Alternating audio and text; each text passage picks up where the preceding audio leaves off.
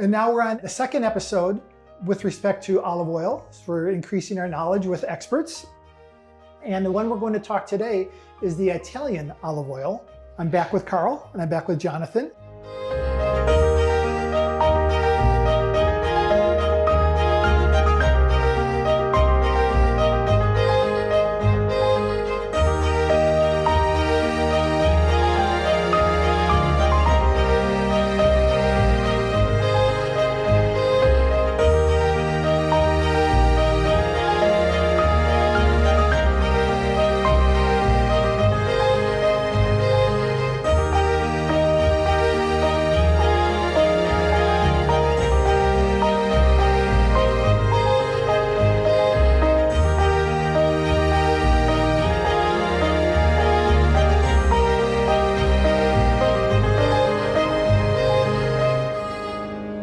What do you got? We've got a single estate olive oil that has been produced by the same family since 1803, without the use of synthetic fertilizers, herbicides, or pesticides from day one, which we call that organic. This family are masters at this. They're 223 years of doing this.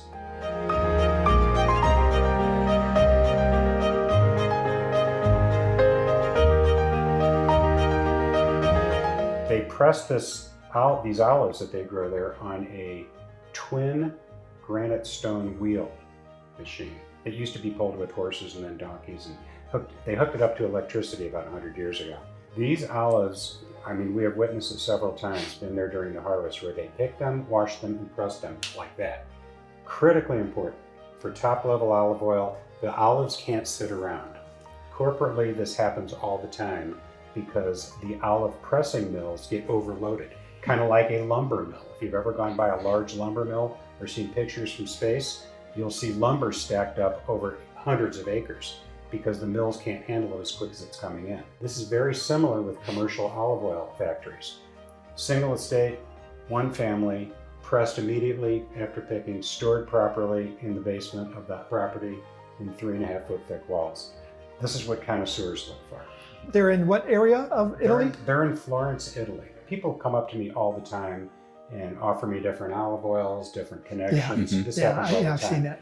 99.999% of the time we turn them down. Familiar with that. Because number one, taste or smell, we'll know if something's the quality we need. When I tasted this the first time, many, many years ago, I had already tasted thousands of olive oils. The first time I tasted it, I coughed my brains out because of the strong aldehyde sting in the back of the throat. Sat there for a minute, drank some water, and tasted it again. And that aldehyde sting is indicative of the very high biophenols. I thought it was fake, and it was that good. I then started an online conversation. Where did you meet them? I actually met this person. You were in Italy, or they came here? No, I met somebody else that knew this family at a local farmer's market. I tried to get a conversation going with the owner of the estate, and it took about 1.5 years. So it took persistence. Finally, after all this time, we were comfortable enough with each other that he trusted me, he knew my background, and I knew his background.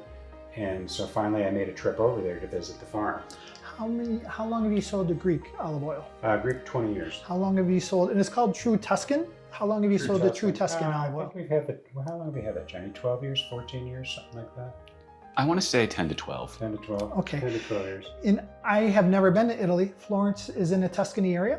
Florence is right in the middle of Tuscany. Tuscany Okay. is a huge area, and they're outside of Florence, about 20 minutes in the hills. Okay, now it all makes sense to me why it's called True Tuscan. Yeah, that was our Florence. name. We came up with it, and part of it was to show that this is really a single estate who grows both olives that they press right there, and there's no blending, there's no mixing, there's no heat, there's nothing else. It's true. Okay. It's as true as you can get.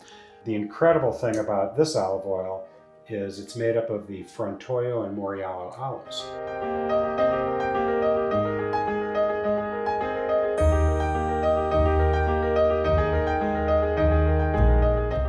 A Frontoio olive is very highly sought after. It's the only olive that's native to Tuscany, Italy. The Moriallo, I found out later on, is in the top 10 cultivars in the world for health benefits out of over 700 varietals worldwide.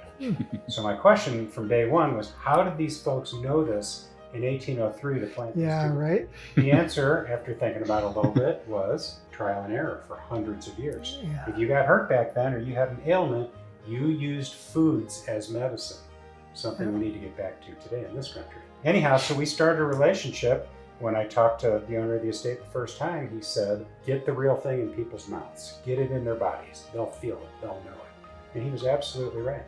I mean, I felt it in my body. I like one of the things you said. This isn't just food, it's medicinal. Oh, yeah. This is literally medicinal grade. Medicinal grade in the olive oil world is anything over 250 milligrams per kilogram of biophenols. A typical olive oil, if it's not blended and if it's real, is generally around 170 milligrams per kilogram. This olive oil this year was 455. We've had it as high as 600 before. Wow. Yeah, so the level of these super important biophenols for our health is double or triple what's in a typical olive oil. Yeah. If an olive oil in the store is blended with anything else, that lowers the biophenols. Yeah, of course. And will you know it? Of course you won't know it. Mm. And if you don't believe me, go to your regular grocery store or big box store and ask them for an independent lab report. Right. And they'll look at you like you have two heads. Right. Yeah. So there's a huge difference in grades of olive oil from down here to what we have up here. Have you been able to bring this in every year for the last 12 or 14 years? There's never been a year when, we don't have it. We've never not had it, but we've had smaller portions. So 2 years ago in Greece, Italy, and Spain, due to climate change, they had the lowest production in recorded history. Now think about that for a minute. Greece has a long recorded history. So do so does Italy. And we had much smaller amounts that we were able to bring over, but we made it through the season. And then the trees usually, when something like that happens, about every 8 to 10 years, the trees kind of go into a protective mode and don't produce as much. And then the next year they have a bumper harvest. This is part of the bumper harvest. I understand. And it's amazing. Packed full of high level biophenols. Something else I've researched and I've read a little bit is that as olive oil becomes less fresh, it loses its health benefits, its polyphenols. It does. And depending on what olive oil you buy, if you're buying a commercial grade that's already down here, it loses it much faster. Yeah. If you're buying something of this level, the process is much slower. And the reason I know that is the second year I bought this, I tested it 12 months after I bought it, and I looked at both lab reports. It didn't degrade that much. Tell me, there was a word you used. You said it was 600. What was the right word? You measured it at 600? Total polyphenols or total biophenols. Total polyphenols or total biophenols. Right. What is important about that is even with a high quality olive oil, they are going to decrease. They'll decrease, absolutely. It's just a much slower process. But the more the better, just in case you don't get it the day that it's bottled, right. That you want to have an extra amount so that over time, let's just say you store it in your kitchen for a year. And it has anything to do with the processing. It's just something that's been in your home. You want to have those extra biophenols because that will, if or when they do decrease, you're still going to be able to get the benefit. A year and a half, you've met this gentleman, you start bringing it in, and that's the history? That's the history. Our whole company is about education, ongoing education with the consumer, which is why we like working not just farmers markets, but shows all year. We work different shows. We work wine shows, we work food shows, we work holiday shows. At every place we work, we have our laminated independent lab reports there. Yeah. We have definitions there. We show people, we let them read them. We give them paperwork to take with them. Yeah. So it's not anything like a commercial, just fast sale and get the person out of there. Right. We want people to improve their health through their food. And this is a key. And no doubt about it. You can ask for that documentation. You can ask for it so that it's not just people that are talking. There's actually studies and research behind it. The taste of my True Tuscan, or Jonathan and my True Tuscan olive oil, is something that we recognized immediately. And it was rich and strong and a big burn in the back of the throat, but then it turned to smooth while retaining that richness. And a lot of times you'll get nothing like this with a commercial oil because there's just too much processing. No. So we knew right away it was special, but we had to do our background, and it took months and months and months to figure out how special it was, why it was special. and if it was something that would fit into our business, because we're only going to offer the best, and we won't give on that. That's all there is to it.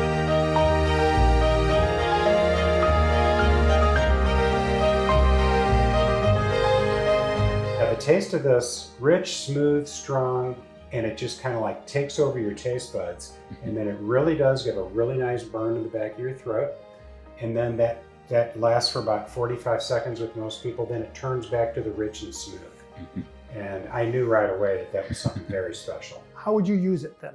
I use this on everything. I use this medicinally, so I take it every day, at least a tablespoon in the morning and a tablespoon at night. You're just saying I do it straight, or if you're eating eggs in the morning, after you cook your eggs, take a tablespoon, put it on there, scrape the plate, lick the plate if you want to. Can you cook your eggs in it? You can cook your eggs in it. A little bit pricey to do that. Thank you. That's a little expensive. I was going to say that. For most people, but has a very high smoke point because it's an early harvest. Understood. And when you get an early harvest, the olives are much smaller because they haven't expanded yet. And so you get way less oil, but the oil you get is way higher quality, especially in the biophenols. I use it for everything. I use it for, actually I had a salad last night, and we used that for our salad. We use it every day. And if you remember in the last episode, we talked about fat-soluble vitamins in the Mediterranean diet. Another big deal here, because if you're not eating a good fat with, I hate to say it, a lot of Americans, what they like to call leafy green vegetables or all that good stuff, you're not absorbing the fat-soluble vitamins that way if you're not eating a good fat with these greens. And there's other healthy fats. Avocado is one, that I hear about. There's other healthy fats, even nuts sometimes. Oh, of course. Yeah. It's not just the olive oil. Good butters. When you made your salad, did you just use the straight oil, or did you use oil and a vinegar? I did a wedge of lemon. And a wedge of lemon, salt and pepper. Walk away for 10 minutes, come back. But I mix this with everything at home. So let's go back to sauteing. This might not be just because of the price point, right? Yeah, how much benefit are you going to get in your flavor of sauteing with it as opposed to just sauteing with your Greek one? They're different flavors. Yeah. So they're different animals. I cook steaks in this. Thank you. The steaks are bold and rich. Yeah. If I'm going to do seafood, I'll use my Greek oil, which is more smooth and buttery tasting. Okay. So that goes perfect with seafood. Okay, let's keep going down that road. Pork? I don't saute pork often. Depends what you're making with the pork. Pork chops, yes. Pork chops. Pork sausage, not as much. Sure, that would make it chicken? Either. Oh, yeah. Okay. Either. I tend to use my Greek more for chicken, but that's why we have two such different olive oils. So you can use it for multiple uses. Okay, so we'll go back to we're not sauteing with it. We're just using it as a flavoring over eggs, in salads, on bread.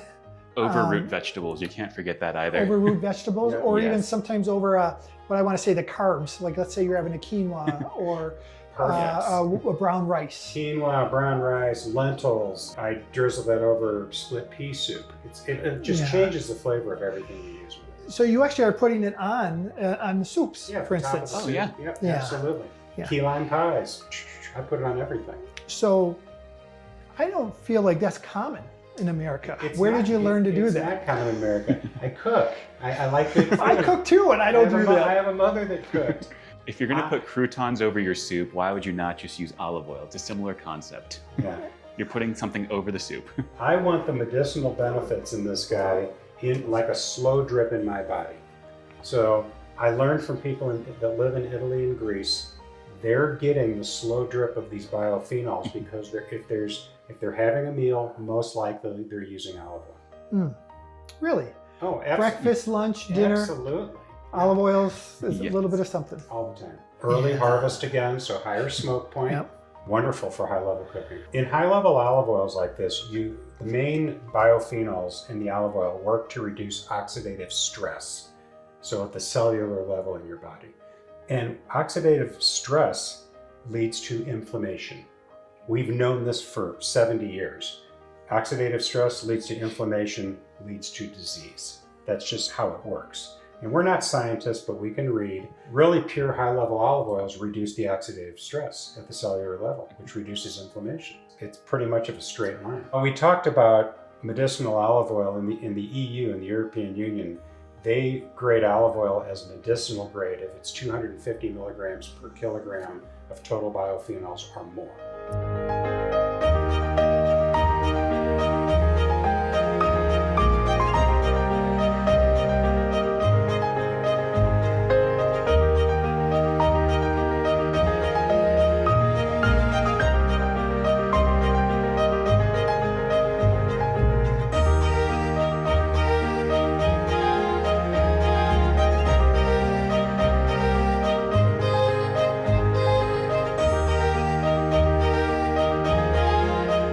Okay. And under 250, they don't call it medicinal grade. This year, this was 455. Typical olive oil, if it's real in the store, is probably in the 160 to 170 range. Right. But you know, it's hard to pinpoint that because they don't give out their independent lab reports. You know, it's again, we come back to the question of, is it commercially produced in huge quantities, Yeah. or is it small estate? Yeah.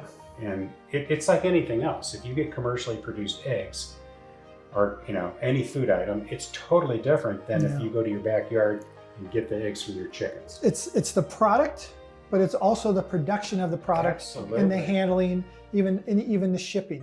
It's a combination of so many things. They're the same biophenols. I mean, it's the same. They're just higher level. So the same biophenols are in basically all olive oil. It's just at what level do you want to get them? What degree? Cold presto versus the other. Yep. That's all. It's the same impact. First cold biophenol, polyphenol. Yep. But it's just the amount. And then It's the amount. Yeah. Okay. It's the levels. And lower grade olive oils have less. Higher grade olive oils have more. Great. Health benefits, same. Oxidative stress throughout the body. It'll help your inflammation. Our goal, years ago, we set a goal of getting people off the NSAIDs, the anti-inflammatories that you take, because most Americans have in their shelf right now any one of the name brand NSAIDs in there. Okay. And we know those are bad for you. I mean, we have so many. Just give me an example of what you're talking about. Anti-inflammatory. Aspirin? What do you give me an example? Ibuprofen. Tylenol. Good. Yeah. All the big ones. Good. Yeah. Okay. And we have, you know, dozens and dozens of MDs that use our products. Yeah. And they tell us about this. I had one tell me, he's an emergency room medical doctor for 30 years. He said the number one reason people came to his emergency room was because their stomachs and their livers were messed up from taking too many Tylenol, ibuprofen, etc. That was years ago. Health benefits are the anti-inflammatory, and which affects everything. It affects us totally everywhere. Another great biophenol here is hydroxytyrosol. Hydroxytyrosol is also in our other olive oil. It's higher level in here, and it's proven to interface and overlap with the other biophenols, but also cross the blood-brain barrier and attack free radicals. Helps you age slower, keeps you mentally sharper. These are all really important things. I can't tell you how many of our customers have told us when they started using a tablespoon of this in the morning, they felt awakened in their head right away. And it's because it went right into the stomach, got into the bloodstream, and went right to your head. We forget that our brain likes fat. Right, it likes good fat. A lot of good fat. So does our heart. Good fat, the right fat. Oh yeah. One of the things I like to say is the flavor is the Yes. Oh my God. Yes. the fat is where the flavor is what I like to say. Our bodies do enjoy it. It's critical. I believe Oh, yes. in marbled beef. Oh, It absolutely. not only tastes good, but I think our body likes it.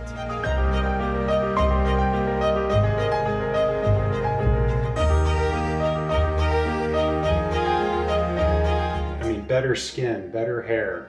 There's reports of testosterone levels being either stabilized or raised with a good high quality olive oil.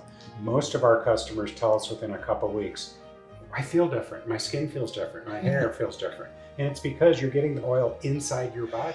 Are those customers taking, for instance, a tablespoon a day, or are those customers that are just using it on a daily basis and replacing what they used to do with olive oil, or using more? It's really both, yeah. Both. Yeah. I personally believe so many Americans have never had a real quality olive oil ever in their life Yeah. that they think what they're buying at the big box store is real. And they Yeah. have no idea that it doesn't have anywhere near the health benefits of the real thing. Yeah. So when they find their bodies are probably craving this, when they finally get it, they feel it in a week to 10 days. And they're like, oh my God, what's happening here? There's also been a lot of proof on hydroxytyrosol about moodiness, about making you feel better and feel happier. Oh yeah, because the brain fog that a lot of people are walking around with, a Yeah. lot of times that is the absence of good fat. Absolutely. Your body will pull the fat out of your brain to keep you alive, keep all the regular functions going, at the cost of focus, attention span. The list goes on and on. We should not be depriving ourselves of good fat. Not that any of us are moody, but Oh, yeah. We're gonna, potentially happy you all the time. have Oh, a yeah. partner. Do you have a partner that might suffer from Chronic moodiness, is that what you're saying? Not even chronic moodiness. I'll even say occasional moodiness. There we go. Not anymore. Yeah, there's actually been several studies in Italy on happiness and consumption of good quality olive oil. Yeah. And I mean, big studies, like, hundreds of thousands of people. And the results are like clear. The other nice thing about a real quality olive oil is if you do a tablespoon 30 minutes before you eat, the fat satisfies your stomach and your cravings, and most people lose weight because they don't eat as much. Which makes sense. Yeah. You're getting the fat Sure in there does. first, and it's satisfying you. Gut health is such a big thing Huge. now. Yes. Well, it's critically important, and it's also critically important that we get a wide, varied diet. Yeah. So you hear about people all the time and say, well, I eat the same thing for breakfast, lunch, and dinner. You couldn't make a bigger mistake for your gut health. You need to get everything in there. You need to get live probiotics in your gut all the time. So you need to be eating, the yogurts and the kimchis and the sauerkrauts, all the vegetables. You need a wide variety of vegetables eaten every day. Mhm. And you need the fat to carry those vitamins in the vegetables through your body. Yeah, I just read something recently on gut health in Americans and how our diet is so narrow. So I just got back, I told you, from Italy, from 21 days over there. And the variety of foods we ate was astounding. I mean, it was wonderful. And part of that, we're really talking about olive oils, but part of gut health, you guys, is the processed foods, or what they're terming now is highly processed foods. One of the things I read once was that when you walk in a big box store and you're buying groceries, stay out of the middle aisles. That was, Stay out of all the aisles. Oh, you're doing the produce and the fruit and the things like that. So there's a lot of factors that go into a healthy lifestyle. The olive oil would only be part of it. It's not the elixir for everything. It is something that has medicinal benefits. Just be aware that there are other things as well. If you're going to take your tablespoon of olive oil every day, a high quality olive oil, and yet you're going to turn around and eat processed foods or highly processed foods. It's really a combination of a lot of factors that we need to consider as foodies. That's our lifestyle. That's our lifestyle. And we don't just enjoy the taste and the flavors and the experiences and the adventures. We also enjoy the health benefits of that as well. It's genuine. Are we ready to talk about what we're going to make next with our true Tuscan olive oil? Okay, so now that we've learned everything that we have learned and discussed, Jonathan and I are going to cook with the Italian olive oil, the true Tuscan. What are we going to make, Jonathan? Are you ready? Should I be scared? No. No, I love to cook. Genuinely. I'd like to tell people regularly, cooking soothes me. It genuinely soothes me. It's something that I find the time to do. I feel like when I cook, I'm in control of my ingredients. When you go out, you're not.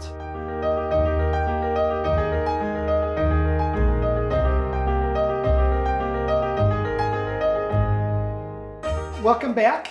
We are now going to prepare a recipe using the true Tuscan olive oil. Carl has left for the day. Jonathan and I are in charge of the cooking. And we are going to make a potato leek soup. The recipe is found on the Healthy Harvest website. Go to www.healthyharvest, plural with an S on the end.com. It'll be right there under the blog section, all of our recipes.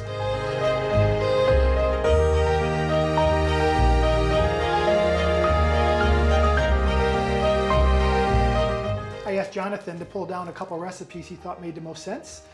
We're cooking together now. So a potato leek soup with the true Tuscan olive oil. I'm also going to go through the other ingredients. I have some stock. You may use vegetable stock or chicken stock. I actually have some homemade chicken stock. Jonathan and I decided to make an executive decision and double our recipe today. So I don't have enough chicken stock for our entire recipe. So then I have some organic broth as well that we can use. Chicken broth as well as vegetable broth. So, if you're a vegetarian, use the vegetable broth. Otherwise, the homemade chicken stock, of course, I'll be doing an episode on stock or stocks at some point. Jonathan and I both make our own. Oh, yeah. We were comparing notes. So we have the stock, we have the true Tuscan olive oil, we have some salt, we have some garlic. Same thing, because we decided to, on short notice, double our recipe. And why did we double our recipe, Jonathan? Everybody wants some. Everybody wants some. We're going into fall. It's the perfect light enough soup, but heavy to feel filling and warming. So as Carl was leaving, he made a point of saying, make sure you save some for me. Jonathan wants some, I want some. I know people who are gonna want some of the soup. So when we looked at the first recipe, we said that's not gonna be enough for everybody, so we doubled it up. So we have a bulb of garlic here, and then we're also gonna get in, this is organic garlic, and we're also gonna do what I just referred to as minced garlic. We decided on gold potatoes. Yes, our recipe calls for russet, so I used those. You can use gold potatoes, you can use purple potatoes, you can use red potatoes. I just find that the gold has a nice subtle flavor where the other ones can have a slightly acidic undertone we don't really want all the time. I absolutely agree about the use of the gold potatoes in this. We have some parsley here. Because this is a cream-based soup, we got a little bit of cream that we're gonna add. For the record, I got some cream that is actually dairy, but it's grass. We don't have that undertone of grain finish that is in it. I have leeks. Jonathan, did I miss anything? I think you have everything. And I'm going to show you how to cut the last leek here. I've done 3 out of the 4 for a double recipe. A lot of people need to know how to cut a leek the proper way, which is you do cut most of the green off, and a lot of people just chop it down like a column right here. The more effective way is to cut it lengthwise, all the way down, all the way through. And when you do that, you can open it. It's easier to wash because the way leeks grow, you'll see some dirt that gets caught on the edges here. So I'm gonna go rinse this, and then I'm going to chop it into the smaller pieces. I do want to say to everybody, look, I do have gloves on. All those episodes where I was like, oh, we don't need gloves, I'm with family. So Jonathan, it's just friends and family. Mm-hmm. We decided, because we are working with cooked food in this particular instance, so we're not working with raw food, that would make sense to have gloves on. You could use gloves and still get contamination. So sometimes gloves should be rinsed, better yet, changed periodically. Like if I was touching raw meat, then I would change my gloves because they're really designed to be used with prepared food. And the nice thing about this recipe is that it's not complicated, for lack of a better term. At the very end, a little bit of a spoiler here, is that these are gonna be blended together after they've been cooked with the potatoes. So they don't have to be pretty, they just need to be cut into small enough pieces. Okay, Jonathan, my 5 minutes are up, and I have sauteed my potatoes, my gold potatoes. What do we do now? Now we are going to be adding the leeks and the garlic. So reminder, we're doubling the recipe. So we have the 4 leeks right here. Those are just going to go right in the bowl. And so is this whole clove of garlic. Oh yeah, there we go. No waste, no want. Here we go. And this time, because I only brought 1 bulb of garlic, we are going to use some organic minced garlic.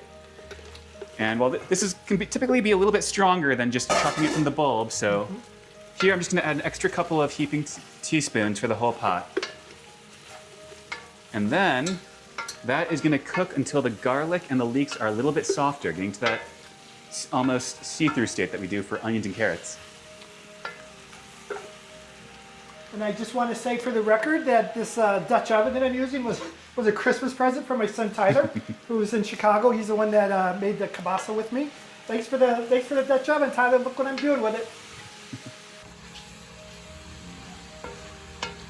The onions or the leeks have cooked down. They're translucent, just like you would expect with any onion. And now we're going to go ahead and add the broth. I'm going to stand out of the way, and Jonathan's going to come over. Yeah, and as Brent mentioned earlier, we're using some of his homemade bone broth. But chicken broth works in a pinch, especially since we're going to be using some today since we're doubling the recipe. So normally the recipe calls for 5 cups.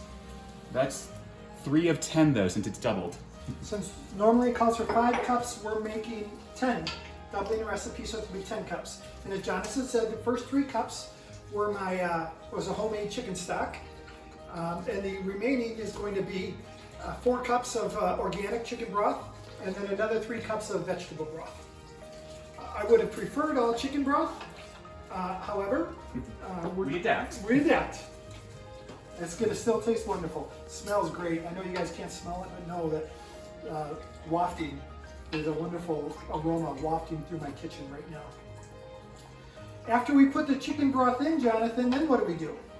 This is actually going to be simmering for about 30 or 40 minutes, so that's why this is kind of nice. It's a recipe that gives you some free time to go maybe grab another appetizer or help with the finishing touches on the main course. Or if you want to add protein like to this when it's done like shrimp, you can get those started now.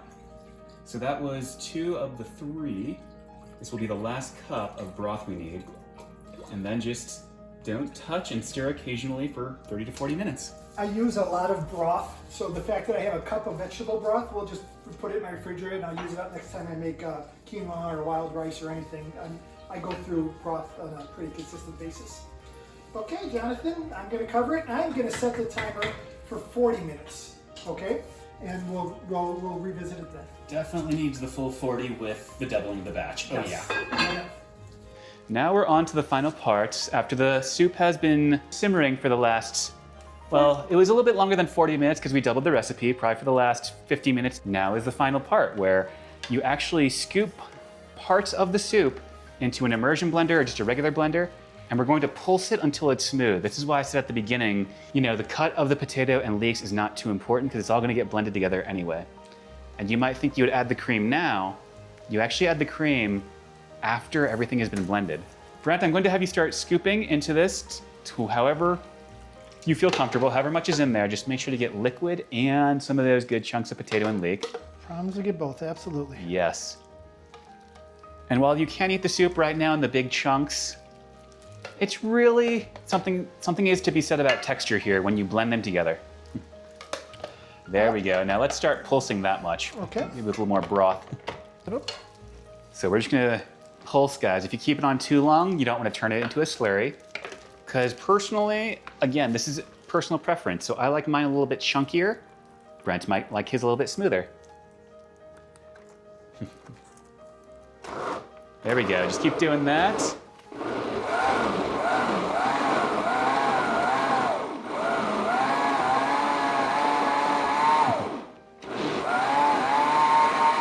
Perfect.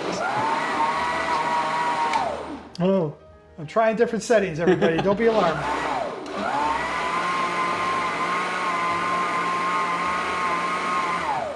I think that's good now. All right. So now what you're gonna do, guys, is you have 2 options. You can get another bowl and you can pour the pureed soup into that bowl and continue to just pour the chunky stuff in there. Or you can do what we're gonna do here, which is I'm gonna have Brent pour it back in to the pot and then just grab more, and it'll gradually get to the thickness you want. So this time, keep grabbing those nice big chunks. And you'll notice it's gonna get thicker as far as the soup goes, but thinner as in less chunks right now.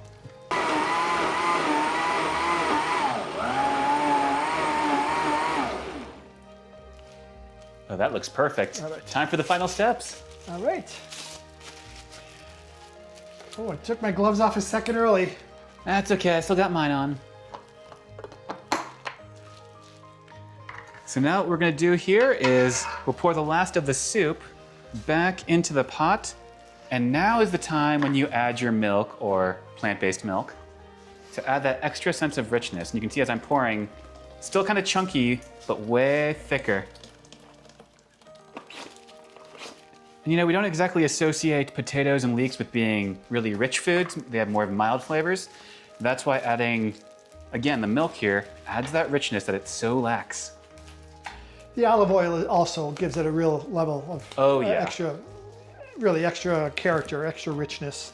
No skipping ahead, Brent. That's the end. That's the garnish.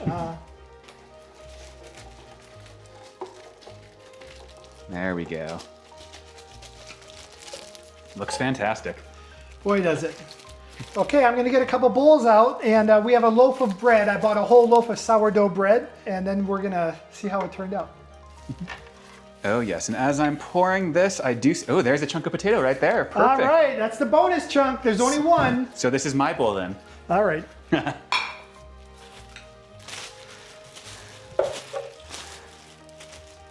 And as always, there's a little bit of salt and parsley as a fresh garnish. So, I'm gonna let you do that though, on your own. Sure. While Jonathan is doing this, I want to say that vichyssoise is just cold potato leek soup that has been blended. That's a French soup, So this is not the exact recipe I used before, but 20, 30 years ago, we would make a potato leek soup that was blended. And after the first night of eating it hot, we would just eat it cold out of the refrigerator, and we'd be French. Cold soup? Eating vichyssoise. Really? Yeah, that's what vichyssoise is. You know, gazpacho, there's other cold soups. Not that I'm a fan of, so I'll leave you to your corner with that. All right. And then we can't forget the last ingredient either. Where's that bottle of Tuscan? Where's that bottle of Tuscan? The bottle of Tuscan is over here. So tell me, yep. So, And actually, you say I'm gonna actually go and get the spoon. So you go ahead and do the garnish if you don't mind. I don't mind at all. So the idea is that on our website, we have a couple of options for the garnish of these, which is normally on the top of this, you could put our lemon-infused olive oil, again, to be discussed at a later date. Today, since we used Tuscan oil at the beginning to cook the potatoes and the leeks and the garlic, I'm just gonna do a nice little S over the top. You'll see what I mean here. Nice little boom. Oh my gosh, it's like you're a pro. I've eaten my fair share of olive oil in my day. And the best part is, I think I'm gonna choose this bowl. Thank you, Brent, for the nice crusty bread, just to ensure nothing goes to waste. If it falls, it drips right into the bowl, and there you go. Do we have the parsley on? Just about. You don't need a lot of the parsley, you don't even need it at all. It might just be for color or texture. Yeah, uh-huh. But see, it just does something that brightens up the color of the dish, since we used a lot of, you know, for lack of a better term, beige colored things. Mm-hmm. And of course we have salt as well. And salt as well. Salt is to taste, so I'm not gonna put that on everybody's because I know people can be touchy with salt sometimes, just in our day and age. We have 3 bowls here because our video editor, Kat, is with us. Kat, would you like a little bit of salt? I'll put it on. Absolutely. Okay. And I think that a little bit of salt is, I always try the food before we salt. A little bit of salt is appropriate. Let's go ahead, Jonathan. Let's go ahead and you and I try which one was yours. This one's mine with the olive oil on the bread. And then we'll sit down and we'll get a chance to dine complete. I just want to try the soup. Alrighty.